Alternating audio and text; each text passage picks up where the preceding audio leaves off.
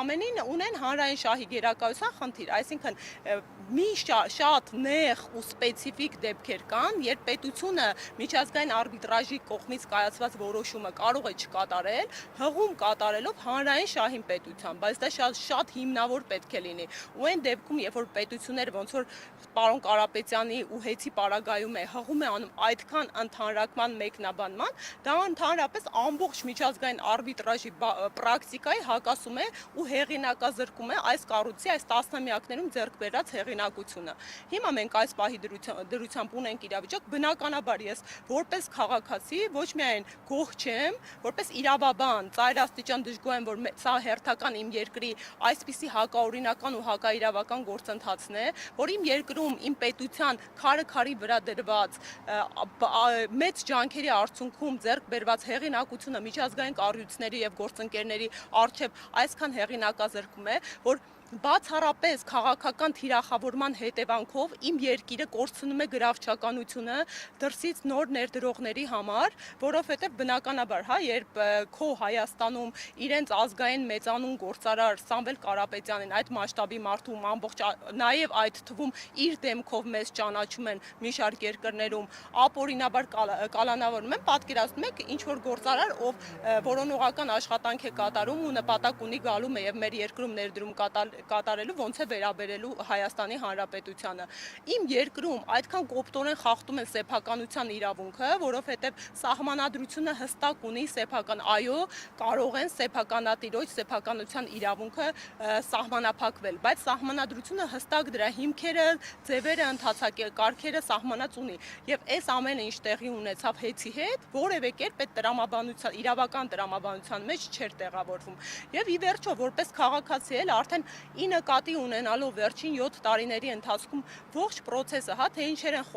խոստումներ են մեզ տրվել եւ ինչ է արդյունքում տեղի ունեցել, թե ինչպիսի գործընթացներ են տապալվել, բացի այն, որ լրջագույն մտահոգությունը, որ մեզ նոր աղետ է սպասում, հատկապես երբ խոսքը այսպիսի ռազմավարական օբյեկտի մասին է, մենք հասկանում ենք, եթե Հեծի հետ ըստ էության գլոբալ կառավարման տապալում տեղի ունեցավ, դրա հետևանքը անկախ մեր քաղաքական դիրքորոշումներից բոլորս ենք կրելու։ Հետևաբար պետք է կրկին, այս հիմքով եւս հանրային կոնսոլիդացիա ապահովենք, փորձենք հանրային վերահսկողություն իրականացնել ու պահանջատեր լինենք մեր իրավունքներին, հարգելի Հայաստանի Հանրապետության քաղաքացիներ։ Իմ կոչն է, հորդորն է հասկանալու, որ թույլ մի տվեք ձեզ ճնշեն, թույլ մի տվեք ձեզ խեղճացնեն։ Դուք եք այս երկրում իշխանության աղբյուրը, պետական մարմինները, պաշտոնատար անձինք, իրենց գործողությունները պետք է ձեր շահով պայմանավորվեն, ոչ թե անձնական շահով, դիրքով եւ անձնական բարեվոք կյանքի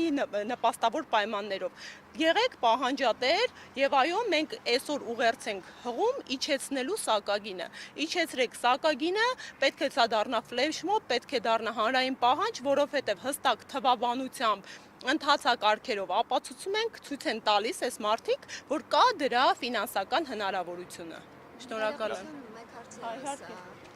Ազնյանը հայտարարել էր մամուլի ասուլիսի ժամանակ, որ սակագնի իջեցումը լինելու է Սամվել Կարապետյանի շահույթի հաշվին։ Ինչ կասեք։ Ես կարծում եմ չմեկնաբանեմ, պարոն Ղազնյանը շատ մանրամասն այդ թվաբանությամբ ներկայացրեց ու այս մի դրվագն է չէ, տեսեք, այս մի դրվագը չի, տեսեք, պարոն Կարապետյանը իր մերձավորները, իր աշխատանքային թիմերը այնպիսի անշնորհակալ վիճակում են հայտնվել, որ իրականում նաև կյանքը ցույց տվեց, որ այս մարդը իրական բարերար է եղել, որովհետև չի շահարկել իր բարեգործությունները ու նաև պարոն Ղազնյանը իր մի քանի ասուլիսներում բազմաթիվ անգամներ ցույց է տվել, թե այս դեպքում Սամվել Կարապետյանը իր անձնական միջոցներով ինչ քանակի ներդրումներ է կատարել եւ ինչ բնույթի բարենորոգումներ է կատարել հենց օրինակ միայն Հեծի շրջանակներում, որոնք այսօրվա իշխանությունները փորձում են մանիպուլացնել։ Անկամ այս երբ սկսեցինք սակագնի իջեցնելու օրակարգը եւ հայտարարությունը իրազեկման գործընթացը մեր քաղաքացիներին, հենց ժամանակավոր պաշտոնակատարը Հեծի ընդհանրապես չանդրադարձավ այս օրակարգին, հա, ու մեզ ուղերձել, որ իրանք չունեն նպատակ իջեցնելու սակագինը հիմա, իրենք հավանաբար, ինչպես մեր գործընկերուհին ներկայացրեց, հավանաբար կա հեռանկարային մանիպուլատիվ պլան շահարկելու ընտրություններից առանց, հնարավոր տարբերակ է դա, բայց այս մարդը միայն խոսեց վարկային պարտավորվածությունների մասին ու այդ ֆինանսական միջոցները ինչ որ վարկային բեռեր թոթափելու վրա, այն թվում, երբ կրկին, հա, օդից կախված շշուկներ կան, խոսակցություններ կան, որ ահռելի քանակով նաև նոր աշխատավարձերի, պարգևավճարների վրա է վատնվում այդ գումարները նույն հեծում։ Դա է իմ խնդիրը, հա, մենք պետք է, եթե այդ միջոցները առկա են ու այդ միջոցները հնարավորություն են տալիս սակագնային պլանը իջեցնելու քաղաքացու կրկին ընդգծում եմ սոցիալ-տնտեսական բեռը մի փոքր թոթափելու նպատակով, մենք պետք է նպաստենք, որ այդ ուղղությամբ միջոցը ծախսվի, ոչ թե օգտագործվի կրկին, հա, պարգևավճարներ եւ աշխատավարձներ բաշխելու վրա։ Իսկ հաշվարկը հանձնաժողովը պետք է անի, թե մոտավորապես ինչքան կարող է իջնել, թե կարող են sense մոտավորապես։ Տեսեք, մոտավորապես անկեղծ ասած, հա, իհարկե, Արտուր ջան, տեսեք, ես կրկին խուսափում եմ, հա, թվերից խոսել, որովհետև պարոն Ղազարյանը շատ մանրամասն բանաձևերով ներկայացրեց, բայց այս պահի դրությամբ ինձ հասանելի տեղեկատվությամբ, որը մի քանի տնտեսագետների ուսումնասիրություններից բխում է, սա վերջնական պայմանական թիվ եմ ասում, հա, ասում եմ, որ մինչև 3 դրամ այս պահի դրությամբ հնարավոր է իջեցնել սակագինը, որը կարծում եմ բավականին մեծ գումար է ու ընդգծենք, հա, ի հեճուկս այդ հայտարարված շրջանառված թվի կրկին իշխանությունները փորձում են մանիպուլացնել, ասել, որ ավելի քիչ գումար է իջեցվելու, հնարավոր իջեցնել։ Այստեղ կրկին, հա, ես ուղերձում եմ, շատ լավ վերացարկվենք թվերից, իջեցրեք, թեկուզ դրանից մի փոքր ավելի քիչ գումարով։ Այսինքն կա հստակ հաշվարկ, որ այո, 3 դրամի չափով հնարավոր է իջեցնել, թող իշխանությունը հակադարձեր նորմալ տնտեսագիտական հաշվարկով ու իջեցնել, ոչ թե ասել, չէ, գիտեք, կարող ենք իջեցնել ավելի քիչ, բա օքեյ, բա ինչի է ավելի քիչը չեք իջեցրել։ Այստեղ այս հարցադրումն է ռետորական մնում օդում կախված։ Շնորհակալ եմ։ Սիրո։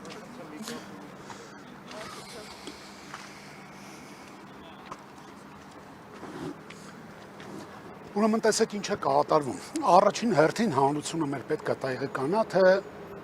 ինչպես է այդ խնայողությունը տեղի ունեցել։ Տեսեք, ժամանակի ընթացքում նման մեծ ընկերությունները, որ աշխատում են, իրենք ներդնում են իրենց աշխատանքային ռեսուրսները, մենեջմենթի արդյունքում, լավ աշխատանքի արդյունքում, արդյունավետությունը բարձրացում են այնքան, որ ընկերությունը սկսում է նվազեցնել իր կորուստները, ծախսերը։ Ընկերությունը լավ աշխատելու շնորհիվ, այս պահին ասենք հեծը, կարողացել է հասնել այն արդյունքի, որ սկսած նոյեմբեր ամսից 2024 թվականի մինչև մայիսի 1-ը 2025 թվականի խնայվել է 3.6 միլիարդ դրամ, որից հետո դիմվել է հանրային ծառայությունների կարգավորող հանձնաժողով, պահանջով, որ վերանայենք հոսանքի սակագինը եւ բնակչության համար սակագինը իջեցնենք տվյալ գումարի չափով, բայց այդ ժամանակ չգիտեմ ինչ պատճառաբանությամբ հանրային ծառայություն կարգավորող հանձնաժողովը ոչ թե չի իջեցրել սակագինը, նույնիսկ տվյալ հարցը չի հանրայնացրել։ Բերեք այստեղ հասկանանք մի այսպիսի բան, երբ որ մի ընկերություն անում է ինչ-որ մի սխալ բան, չգիտես ինչի, որը հանրությանը կարա վնաս տա կամ վնաս չտա,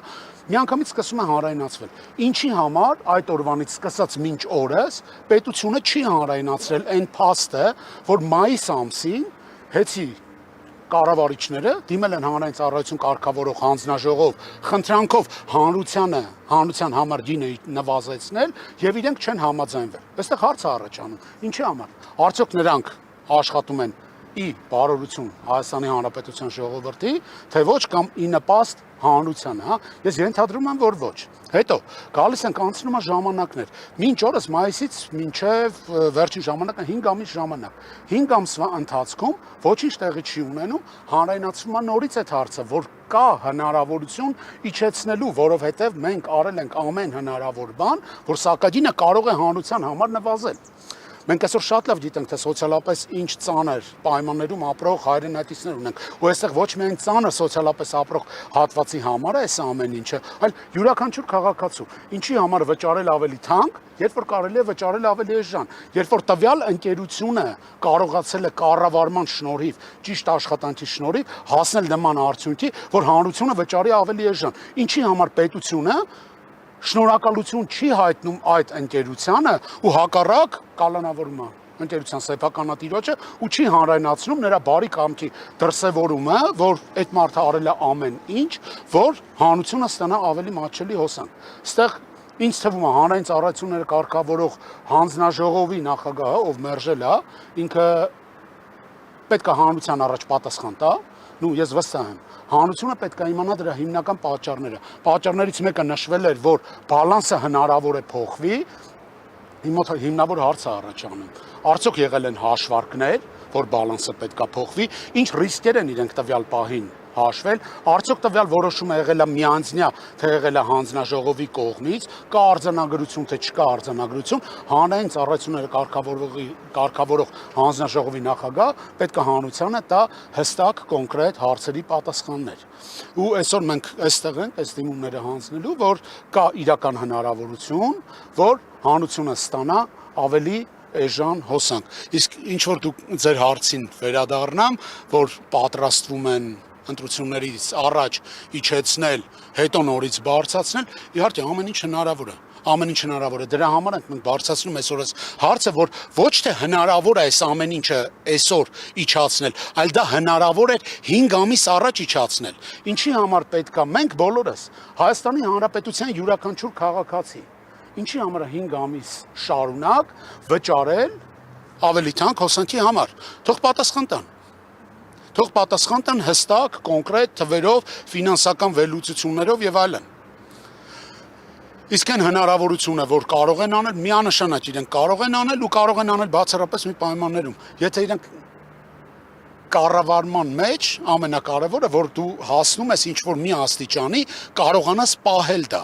Երբ որ դու վստահ ես, որ կարաս այդ ամեն ինչը պահես, հա, բնականաբար կթանկանա։ Իսկ հեծը տարիների ընթացքում մինչև մայիս ամիս կարողացել էր այնպիսի աշխատանք ձևավորել, այնպես աշխատել, որ նվազեցնել կորուստները ու աստիճանաբար իջեցնել քաղաքացիների համար դրվող այդ հոսանքի սակագինը։ Ես վստահ եմ առավել քան եւս, որ այսօրվա հեծի կառավարիչները իրենք արդար են իրենց խոսքում կամ ով արտահայտել է այդ միտքը, որ հնարավոր է, որ իջնի հետո բարձրանա, տեղա չեմ կոնկրետ տվյալ անձի ու իր մասնագիտական կարողությունների վերաբերյալ, այո, նման բան հնարավոր է, եթե դու տվյալ ոլորտի կառավարումից շատ հեռու ես։ Ձեզ ինչպես եք ներկայացնում։ Պաշտոնը, ոստիկը, Պաշտոնը ես մեր ձևով շարժման անդամ եմ, բացի դրանից գիտակից հասարակություն, հասարակական կազմակերպության նախագահ։ շնորհակալ եմ։